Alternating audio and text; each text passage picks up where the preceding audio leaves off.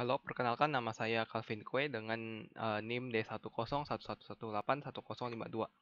Saya merupakan mahasiswa Teknik Sipil Fakultas Teknik Untan yang sekarang hari ini akan mempresentasikan tentang seminar outline saya yang berjudul Perencanaan Ulang Sisi Udara, yaitu runway, taxiway, dan apron Bandara Supadio akibat adanya penambahan jalur runway kedua. Pada pembahasan kali ini akan mencakup bab 1, yaitu pendahuluan, yang mencakup latar belakang, perumusan masalah, tujuan penelitian, manfaat penelitian, batasan masalah, dan sistematika penulisan.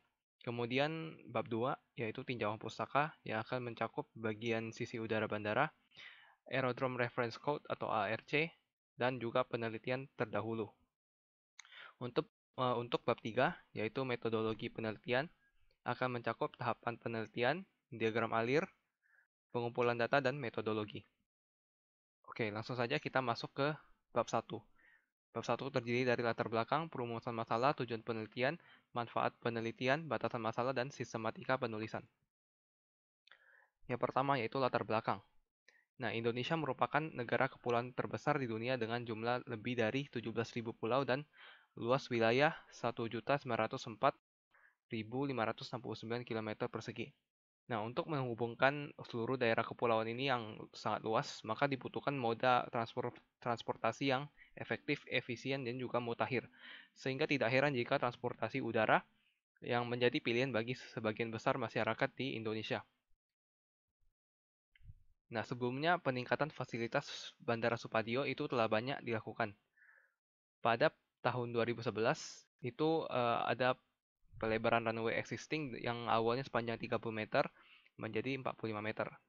Kemudian pada tahun 2015, membangun terminal sementara dengan luasan 13.000 meter persegi untuk mengakomodasi penumpang dengan berlangsungnya pembangunan terminal yang baru.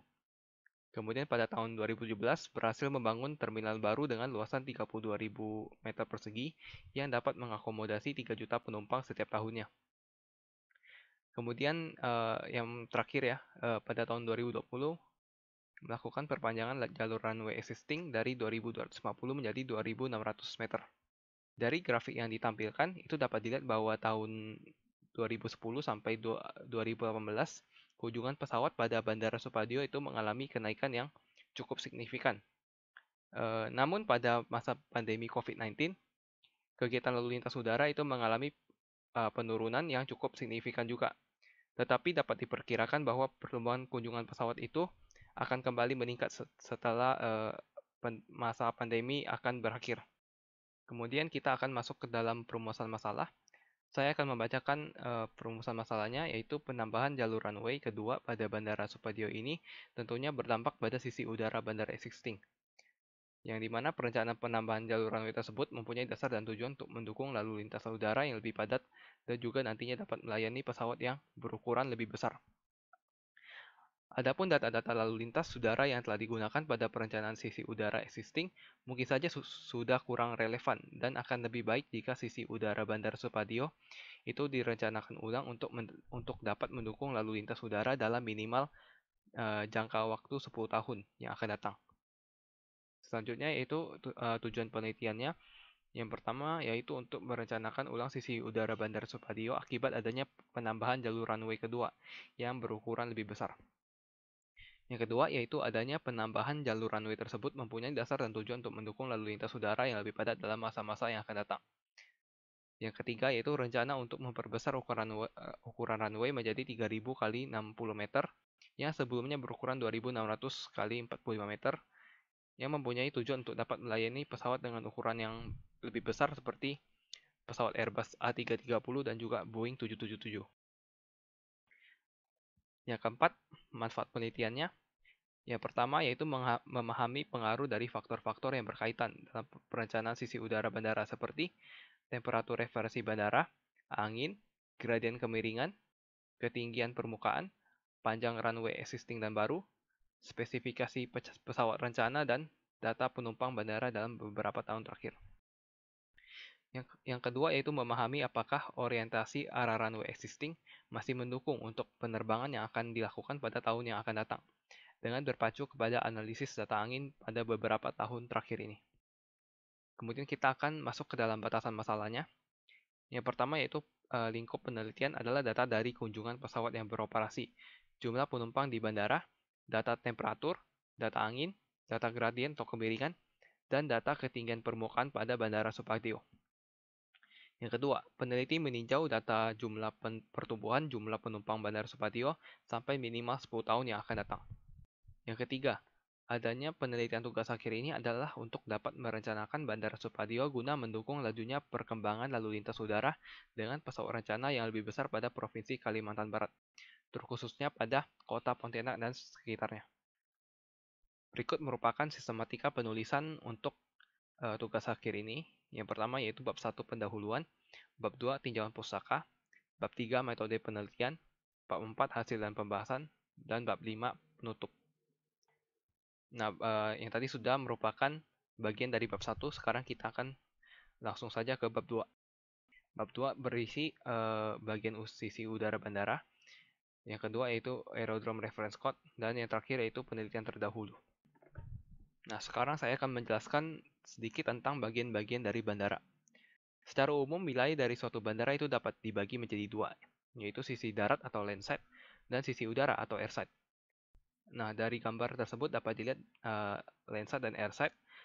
Landside merupakan suatu wilayah pada bandara yang merupakan sisi luar bangunan terminal yang terbuka untuk umum atau public area, sampai dengan restricted public area atau RPA yang dalam Indonesia yaitu terbatas untuk umum. Nah, pada gambar yang sudah tertera dapat dilihat bahwa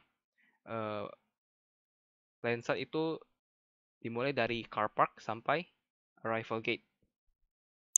Nah, kemudian untuk airside itu merupakan suatu wilayah pada bandara setelah penumpang melewati boarding gate menuju ke pesawat udara, yang dimana wilayah tersebut sudah masuk ke dalam non-public area atau sudah tertutup untuk umum. Adapun bagian-bagian dari sisi udara atau airside meliputi runway, taxiway, dan apron. Kemudian saya akan menjelaskan bagian dari sisi udara bandara. Yang pertama ada runway atau landasan pacu. Runway itu merupakan suatu daerah berbentuk persegi panjang yang digunakan untuk pesawat udara melakukan take off dan landing. Bagian-bagian dari suatu runway itu secara umum terdiri dari berikut. Yang pertama yaitu perkerasan runway-nya sendiri yang berfungsi untuk menahan beban dan mengontrol stabilitas dari pesawat yang akan take off dan juga landing. Yang kedua ada bahu di samping kiri dan kanan dari perkerasan yang berfungsi untuk menahan erosi akibat jet blast dari pesawat dan mengakomodasi kebutuhan perawatan dan keperluan darurat. Kemudian ada runway end safety area atau RESA yang merupakan area kosong untuk meminimalisir kerusakan terhadap pesawat jika terjadi kecelakaan undershoot atau overshoot. Nah, dapat dilihat di gambar kedua, runway end safety area berada di ujung dari runway, kedua ujung dari runway ya. Kemudian ada runway strip yang merupakan area perkerasan bahu dan sekitarnya yang diratakan dan juga diatur drainasenya agar mampu menahan pesawat jika tergelincir. Oke, kemudian kita akan masuk ke dalam taxiway, yaitu landasan penghubung. Taxiway merupakan suatu daerah yang menghubungkan antara runway dan apron, di mana taxiway berfungsi sebagai jalur untuk pesawat udara berpindah dari runway menuju apron ataupun sebaliknya. Kemudian yang terakhir yaitu apron atau pelataran pesawat, yaitu merupakan suatu bidang tertentu di dalam sisi udara bandara yang disediakan sebagai tempat bagi pesawat udara saat melakukan kegiatan sebagai berikut. Yang pertama, menaikkan dan menurunkan penumpang, muatan pos, dan kargo dari pesawat. Yang kedua, melakukan pengisian bahan bakar. Dan yang terakhir, tempat parkir dan perawatan atau pemeliharaan pesawat. Nah, untuk metode serta sumber acuan perencanaan mendalam mengenai runway, taxiway, dan apron akan dibahas secara mendalam pada bab 3. Kemudian kita masuk ke dalam topik Aerodrome Reference Code. Nah, Aerodrome Reference Code atau ARC merupakan kode referensi sebagai metode dalam menghubungkan berbagai spesifikasi mengenai karakteristik dari bandara. Adapun pesawat udara rencana harus terlebih dahulu diidentifikasi dan ditentukan, dan kemudian menentukan dua elemen dari ARC tersebut. Nah, ARC tersusun dari dua elemen kategorisasi yang terkait dengan karakteristik dan dimensi dari kinerja pesawat udara rencana. Adapun pesawat udara rencana harus terlebih dahulu diidentifikasi dan kemudian menentukan dua elemen dari ARC tersebut. Nah, karena ARC terdiri dari dua elemen, yang elemen pertama merupakan elemen angka yang ditentukan berdasarkan panjang runway untuk digunakan oleh pesawat udara rencana. Bisa dilihat dari tabel yang pertama. Yang kedua yaitu elemen kedua merupakan elemen huruf berdasarkan lebar bentangan sayap pesawat udara rencana. Bisa dilihat dalam tabel yang kedua. Berikut merupakan beberapa penelitian terdahulu yang dipakai sebagai acuan dari penyusunan tugas akhir ini. Yang pertama ada dari Heri Prianto 2018, tugas akhir jurusan Teknik Sipil Fakultas Teknik Universitas Tanjung Pura yang berjudul Perencanaan Sisi Udara, Runway, Taxiway, dan Apron Bandara Baru di Kabupaten Ketapang. Yang kedua ada dari Amir bin Ramzi 2021, tugas akhir jurusan Teknik Bangunan dan Landasan dari Politeknik Penerbangan Surabaya yang berjudul Perencanaan Perpanjangan dan Pelebaran Landas Pacu untuk pesawat tipe Airbus A320 di Satuan Pelayanan Bandar Udara Ngoloram Blora.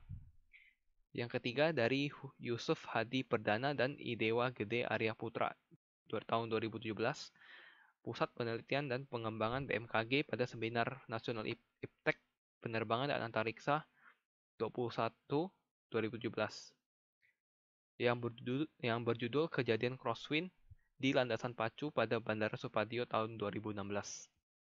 Kemudian kita akan beralih ke bab 3 yang terdiri dari tahapan penelitian, diagram alir, dan juga pengumpulan data dan metodologi. Berikut merupakan tahapan penelitiannya. Yang pertama ada pencarian data, yang kedua ada pengumpulan data. Nah, pencarian dan pengumpulan data primer yang diperoleh secara langsung dari PT Angkasa Pura II Supadio. Nah, pencarian dan pengumpulan data sekunder adalah bersumber dari berbagai literasi, baik itu menggunakan buku-buku ataupun dengan menggunakan teknologi, dengan mengakses situs-situs daring dengan sumber yang sudah valid dan terpercaya. Yang ketiga ada pengolahan data.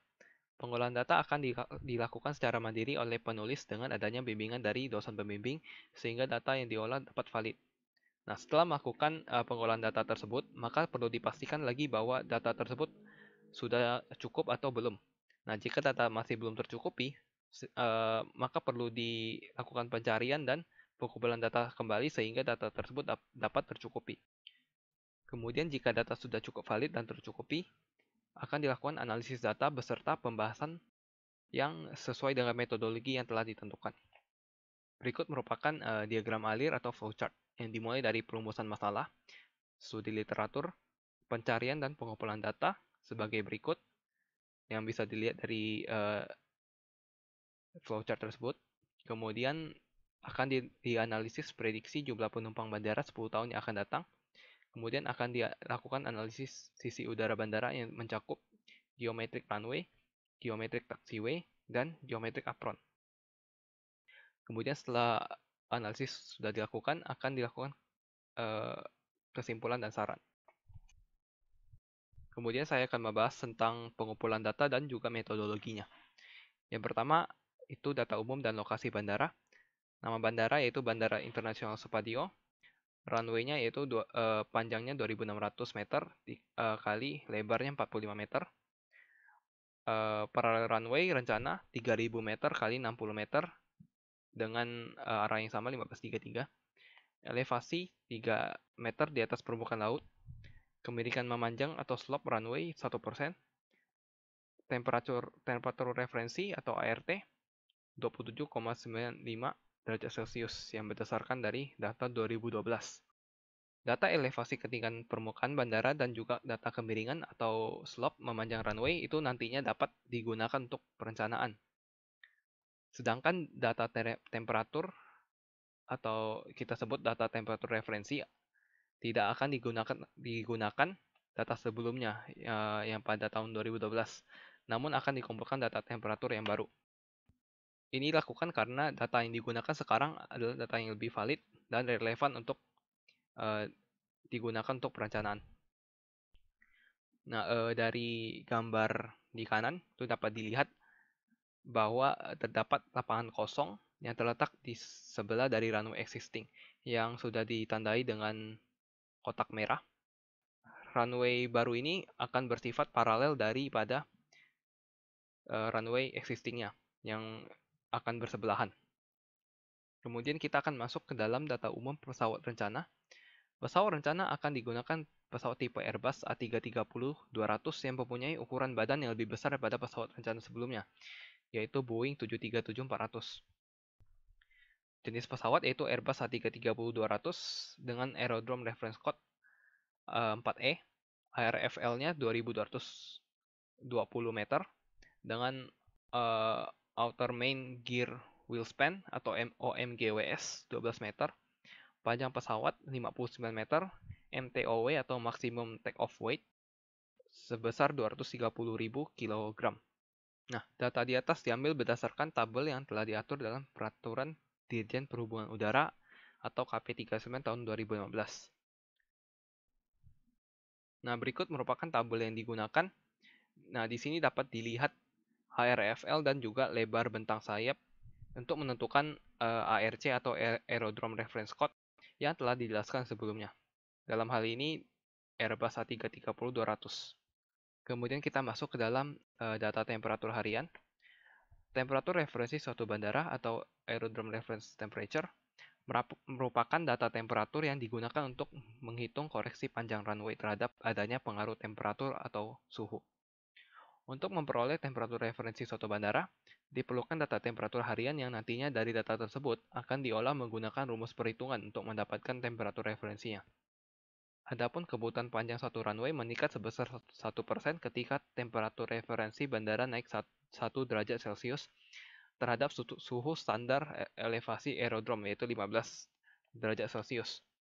Nah, hal ini dikarenakan semakin tinggi temperatur, maka kerapatan udara itu akan menurun, yang kemudian menyebabkan thrust atau daya dorong pesawat itu berkurang, sehingga memerlukan runway yang lebih panjang, agar dapat mendukung pengoperasian pesawat yang maksimal. Yang keempat, akan dikumpulkan data temperatur harian di lokasi dalam minimal 5 tahun terakhir. Data temperatur ini adalah durasi yang sebagaimana yang telah disarankan oleh ICAO untuk merencanakan suatu panjang runway. Dalam tabel berikut, itu merupakan contoh format pengumpulan data temperatur harian yang akan digunakan. Nilai T1 yang merupakan rata-rata dari temperatur harian rata-rata dapat dihitung dengan rumus sebagai berikut, yaitu T1 sama dengan A tambah B tambah C tambah sekian-sekian tambah D dibagi dengan N. Untuk nilai T2 yang merupakan rata-rata dari temperatur harian maksimum dapat dihitung dengan rumus sebagai berikut. T2 sama dengan O tambah P tambah Q tambah sekian-sekian tambah R dibagi dengan N. Nilai T0 yang merupakan nilai temperatur referensi atau ART dapat dihitung dengan rumus sebagai berikut. T0 sama dengan T1 tambah T2 dikurang T1 dibagi 3. Nilai T0 nantinya akan digunakan untuk menghitung faktor koreksi panjang runway terhadap suhu atau temperatur. Oke, kemudian kita akan masuk ke dalam data angin. Angin merupakan salah satu faktor dari cuaca yang sangat mempengaruhi operasional penerbangan. Angin juga berperan penting dalam perencanaan arah orientasi dari runway. Nah, diperlukan data angin untuk mengetahui apakah orientasi arah runway existing masih mendukung untuk penerbangan yang akan dilakukan pada masa sekarang dan ke depannya. Maka dari itu diperlukan pengambilan data arah dan kecepatan angin selama 5 tahun terakhir, agar penelitian dapat lebih valid dan relevan. Dapat dilihat dari gambar berikut, itu merupakan arah angin berdasarkan perspektif dari pesawat dalam Bandara Supadio. Saya akan menjelaskan sedikit tentang headwind, tailwind, dan juga crosswind. Headwind merupakan angin yang bertiup dari arah depan perspektif dari pesawat. Nah, headwind ini memudahkan pesawat untuk lebih terangkat pada saat take off, sehingga mengurangi tenaga yang diperlukan pesawat pada proses tersebut. Yang kedua itu ada tailwind ya. Tailwind merupakan angin yang bertiup dari arah belakang, perspektif dari pesawat. Berfungsi kebalikan dari headwind, yaitu tailwind berfungsi untuk membantu mempercepat pergerakan pesawat ke depan. Kemudian ada crosswind. Crosswind merupakan angin yang bertiup dari arah samping, perspektif pesawat. Crosswind harus diminimalisir agar pesawat tidak melenceng dari runway dan menyebabkan tergelincir. Nah, dari penjelasan sebelumnya, itu data akan diperoleh dari stasiun meteorologi Supadio Pontianak berupa arah dan kecepatan angin tiap jam yang direkam dengan anemometer digital. Data angin yang telah terkumpul kemudian akan dilakukan pengolahan dan perhitungan data untuk mengetahui dominasi arah dan kecepatan anginnya. Metode yang digunakan adalah metode Windross, yang dimana pada penelitian ini digunakan software WRPlots versi 8.0.2. Berikut merupakan langkah-langkah untuk membuat grafik Windross pada program WRPlot. Yang pertama yaitu menginput data ke dalam file Excel terlebih dahulu, kemudian import from Excel ke dalam program WRPlot, kemudian menyesuaikan judul kolom di Excel dengan di program WRPlot, kemudian mengisi data stasiun dan import file menjadi Samson file, yaitu Samson file yang akan digunakan pada program WRPlot. Kemudian kita akan membuka Samson file pada program WRPlot dan hasilnya akan dilihat seperti gambar kiri bawah. Kemudian kita akan masuk ke dalam data jumlah penumpang bandara. Nah, dalam merencanakan sisi udara dari suatu bandara, maka diperlukan untuk forecasting atau memprediksi pertumbuhan pergerakan pesawat ke depannya. Hal ini bertujuan agar perencanaan sisi udara dapat dilakukan untuk mendukung pertumbuhan penumpang pada bandara yang pada masa yang akan datang. Nah, untuk dapat memprediksi atau forecasting pertumbuhan pergerakan dalam 10 tahun ke depan, yaitu tahun 2032, maka diperlukan data historis jumlah penumpang bandara dalam beberapa tahun terakhir. Untuk metode yang digunakan adalah metode model trend analysis, yang dimana data yang diambil adalah data dari tahun 2010 sampai tahun 2019. Nah, untuk data tahun 2020 dan 2021 tidak dimasukkan ke dalam perhitungan, dengan asumsi bahwa data tersebut tidak relevan untuk dimasukkan ke dalam metode trend analysis. Hal ini dikarenakan bahwa nilai jumlah penumpang pada tahun 2020 dan 2021 terlalu rendah karena adanya efek dari pandemi COVID-19 yang menyebabkan penurunan jumlah penumpang menurun sampai 50% dari biasanya. Sehingga dalam penelitian kali ini, diasumsikan bahwa data 2020 sampai 2021 akan diprediksi juga nantinya dengan menggunakan metode ini. Dan kita mengasumsikan bahwa tren penumpang akan terus naik jika tidak adanya pengaruh dari COVID-19 dan akan terus berlanjut trennya sampai ke tahun 2032. Nah, untuk tabelnya itu bisa dilihat hasil analisis di sebelah kiri dan grafik dapat dilihat pada sebelah kanan. Kemudian kita akan membahas tentang geometric runway. Nah, untuk merencanakan geometric runway itu harus memperhatikan faktor-faktor yang dapat mempengaruhi perencanaan daripada geometric runway tersebut, terkhususnya dalam perencanaan panjang runway. Yang pertama yaitu ada faktor terhadap elevasi permukaan. Nah, kebutuhan panjang suatu runway itu meningkat sebesar 7% untuk setiap kenaikan elevasi 300 meter di atas permukaan laut. Sehingga dapat dilihat dalam persamaan berikut ya, Fe sama dengan 1 tambah dalam kurung 0,07 kali H per 300. Di mana Fe merupakan faktor koreksi terhadap elevasi dan H merupakan elevasi aerodrom terhadap muka air laut dalam meter. Yang kedua, itu faktor terhadap temperatur atau suhu. Nah, dapat dilihat dalam persamaan berikut, T0 adalah T1 tambah T2 dikurang T1 per 3. Itu sudah dijelaskan sebelumnya, di mana T0 merupakan temperatur referensi dalam derajat Celcius, T1 rata-rata dari temperatur harian rata-rata dalam derajat Celcius, T2 rata-rata dari temperatur harian maksimum dalam derajat Celcius juga. Nah, untuk menghitung T0, T1, dan T2 itu sebenarnya sudah dijelaskan tadi ya. Yang ketiga itu faktor terhadap kemiringan memanjang atau slope runway. Nah, kebutuhan panjang runway itu meningkat sebesar 10% setiap kemiringan memanjang runway sebesar 1%. Jadi setiap naik 1% kemiringan memanjangnya itu runway akan diperpanjang sebesar 10%. Dengan rumus sebagai berikut, Fs sama dengan 1 tambah dalam kurung 0,1 kali S tutup kurung. Di mana Fs merupakan faktor koreksi terhadap kemiringan memanjang runway.